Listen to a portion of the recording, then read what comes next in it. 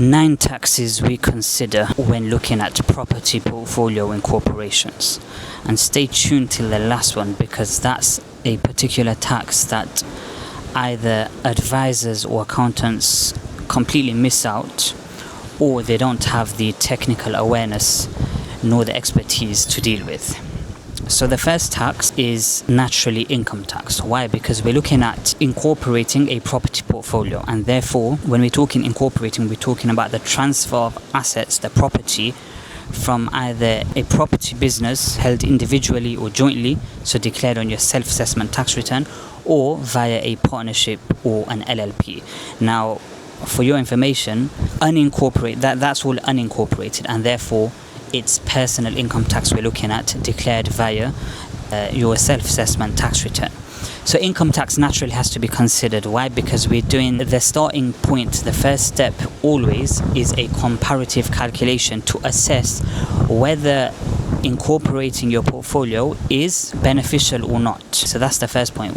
Is it beneficial or not? Sometimes people, they either hear that their friend owns similar number of properties and he or she incorporated, and therefore we should be incorporating. Not always the case. Comparative calculations are a must.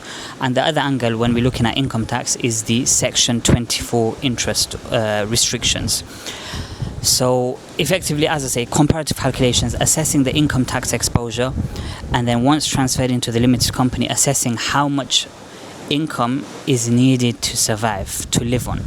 And that's where you have the flexibility of salary, dividends and other remuneration strategies from the limited company. In case you're wondering, I'm just on Fushi Island in the Maldives. Absolutely beautiful, absolutely stunning. And there's no better place in the world that I'll shoot such a video, so just enjoy the views.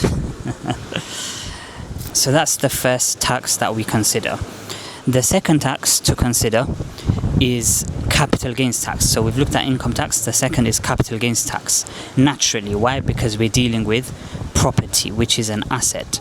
And the transfer of assets from your personal capacity into a limited company gives rise to a capital gains tax charge, an immediate capital gains tax charge. Why? Because although they may be, you may think that I'm not selling the property to anyone, I'm just transferring it from one entity to another.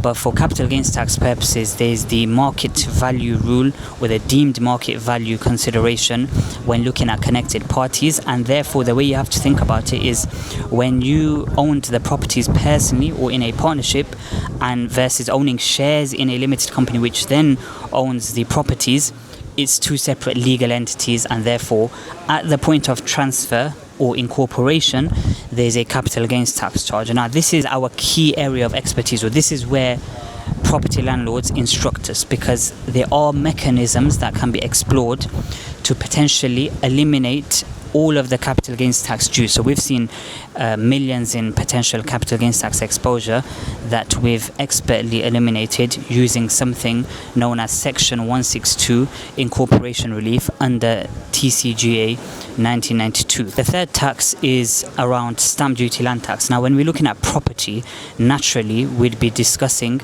stamp duty land tax, right? There is the rule again, if no consideration is paid, then there's no stamp duty land tax charge applicable.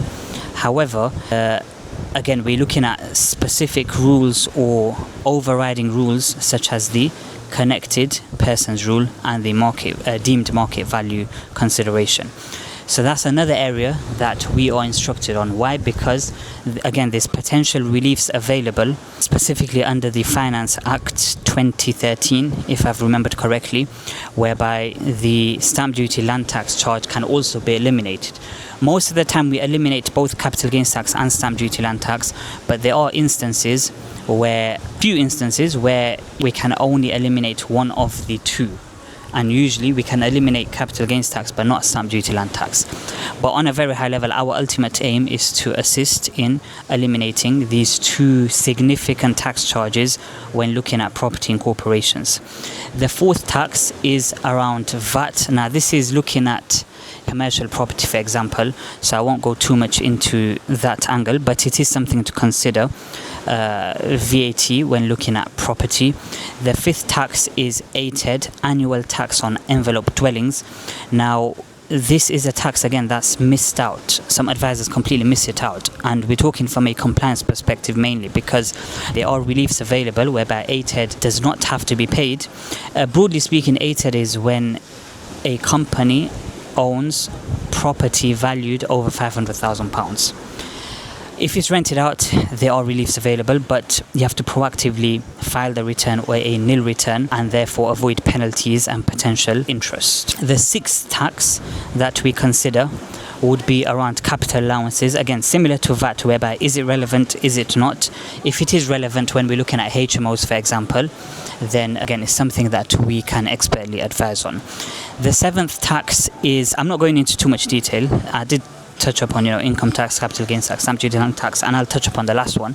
But the next tax would be around national insurance. This is connected to income tax, national insurance contributions, and you can potentially add dividends into that angle as well.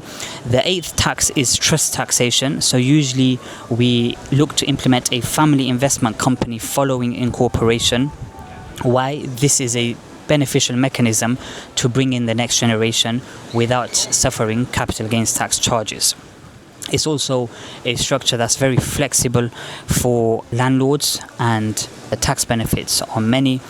You can check out my other videos when we're looking at family investment companies, and it's also very specific or relevant when it comes to inheritance tax planning. The reason that trust taxation comes into play is because usually we prefer a blended approach, whereby a trust becomes a potential shareholder of the newly or existing limited company, and therefore trust tax rules are slightly different to personal income tax rules or corporation tax rules, for example.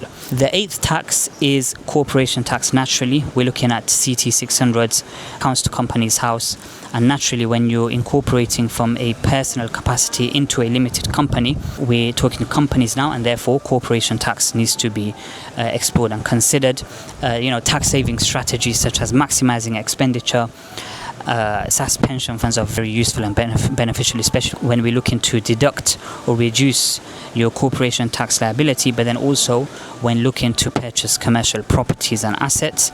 And the ninth tax, which is the most important, which is the one that I told you to stay for, is inheritance tax. Inheritance tax is a specialist area, and the first point to make there is that it is smoother and easier to plan for inheritance tax in using or with shares in a limited company rather than each individual property. Is cheaper as well for you, but also the fact of the matter is inheritance tax is a liability that will always be present when we're looking at these type of cases, because property assets have increased over the years. The nil rate band at 325,000 has remained the same since 2009, and therefore most of our clients still have assets exceeding £2 million, and therefore inheritance tax needs to be considered, and that's where the family investment company comes into play. That's where the trusts come into play. Reach out for a chat, let us know if you'd like our expert assistance. We get things done very quickly and very specific with myself and my team in terms of discussing things quickly and moving forward rapidly. Communication open, proactively. This is as soon as you're on board as a client, we'll set up a WhatsApp group, myself, 2 team members, and yourself and any other family members that are involved. So please reach out. My name is Omar Aswat. I am a chartered tax advisor and owner of Aswat Tax. Tax advisory is our specialism, tax compliance. Don't forget to like, comment, share and subscribe. See you on the next one.